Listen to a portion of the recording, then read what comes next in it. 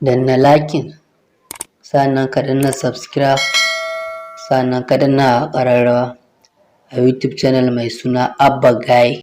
Mr. Popoto wani mawaƙi ne je kake magana cewa kafi shi waka? Hamisu Breka. Na'am? Hamisu Breka. Ban ji ba. Hamisu Breka. Kace? Hamisu Breka. Wai Hamisu Breka ne kake magana cewa kafi shi waka? Hamisu Breka fa ya fi ka iya waka. No. Ok, baka yadda Hamisu Breka ya fi ka iya waka ba. Hamisu Breka. No.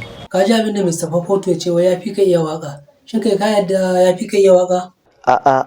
To akwai wata hanya da za mu bi ita ce mafita. Wata hanya kenan ya dan kumba ko hanya hada su gasan waka? Sosai kuwa. Kuma maganar ka fa gaskiya ne dai in ba mun ji basiran Hamisu Breka mun ji na Mr. Popoto din ba za mu iya tantance wanda ya fi iya wakan ba ko ba haka ba.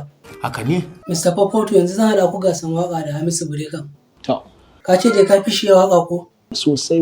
Hamisu Breka kai zaka fara zubo naka basiran mu ji ka shirya ko? To fara baje naka basiran mu ji Hamisu Breka. To. Da ke ɗaya na saba babu ke ba zan kai ba. Kai Hamisu Breka wannan waka mai daɗi haka anya Mr. Popoto zai iya wakan da ta fi naka daɗi kuwa da yake maganan cewa ya fi ka iya waka anya zai iya wakan da ta fi naka daɗi kuwa amma shi ma yana son ƙwaro ne bari mu dina shi.